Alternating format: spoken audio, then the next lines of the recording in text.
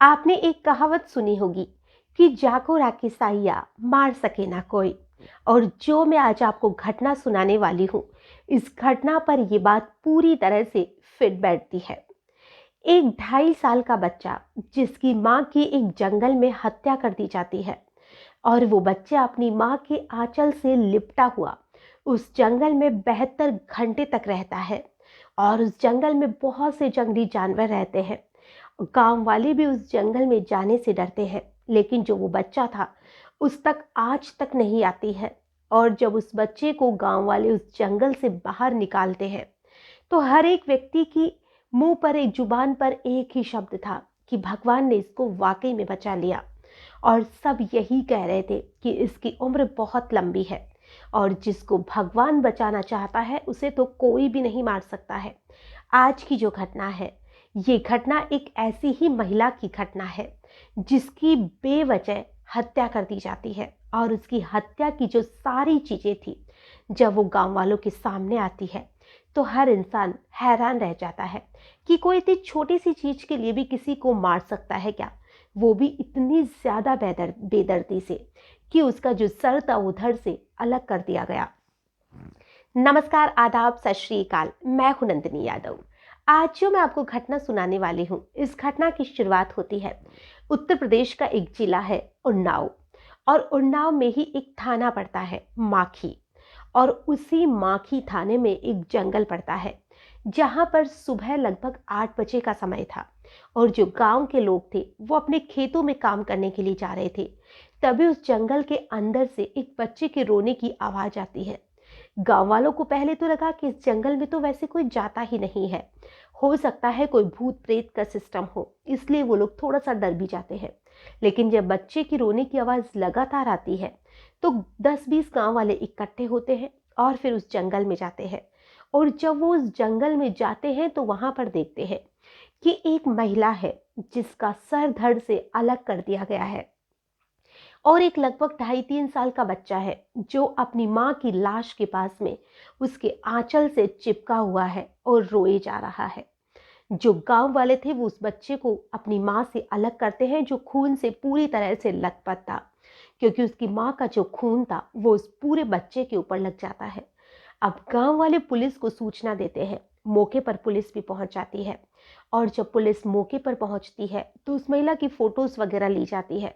और न्यूज़पेपर हो या जो भी सोशल मीडिया थे, वहां पर इस फोटो को डाला जाता है ताकि पता किया जा सके कि ये महिला है कौन। इन सारी चीजों को लगभग 12 घंटे का समय बीत जाता है। और जब इस महिला की घटना को न्यूज पेपर में दिया जाता है तो एक महिला आती है जिसका नाम सुखदेवी था। सुखदेवी पुलिस वालों को आकर कहती है कि साहब, ये मेरी बहन थी जिसका नाम माया है, लेकिन मैं नहीं जानती कि इसको किसने मारा है। अब जो इसका माया का पति था उसको भी बुला लिया जाता है। उसकी माँ, उसके पिताजी, सभी लोग थाने में पहुंच जाते हैं। अब जो लाश थी उसको पोस्टमार्टम के लिए भेज दिया गया था। और पोस्टमार्टम रिपोर्ट में भी यही खुलासा होता है कि पहले उसके साथ मारपीट की गई थी और बाद में उसका सर किसी धारदार हथियार से काट दिया गया। अब बाकी के जो सभी लोग थे वो तो वहां पर मौजूद थे, चाहे तो उसका पति हो, सास ससुर हो, माता पिता हो, बहन हो। लेकिन एक व्यक्ति था जो वहां मौजूद नहीं था, और वो व्यक्ति था सुखदेवी का पति गौरी शंकर। अब ये जो गौरी शंकर था, उसके लिए पुलिस उसकी पत्नी को पूछती है कि तुम्हारा पति कहाँ है। तो वो कहती है कि साहब, मैं तो नहीं जानती कि मेरा पति कहाँ है। और जब सुखदेव था, जो सुखदेवी थी, वो अपने पति के लिए इनकार कर देती है कि उसे कुछ पता ही नहीं है कि वो है कहाँ। लेकिन जो पुलिस थी अब गौरी शंकर की तलाश में लग जाती है। और गौरी शंकर जो था वो लगभग 2 दिन के बाद में पुलिस की गिरफ्त में आ जाता है। पुलिस वाले उसे पूछताछ करते हैं। पहले तो वो यूं ही आनाकानी करता है, लेकिन जब पुलिस सख्ती दिखाती है तो वो एक्सेप्ट कर लेता है कि जो माया थी उसे उसी ने मारा था। अब उससे वजह पूछी जाती है कि तुमने माया को क्यों मारा।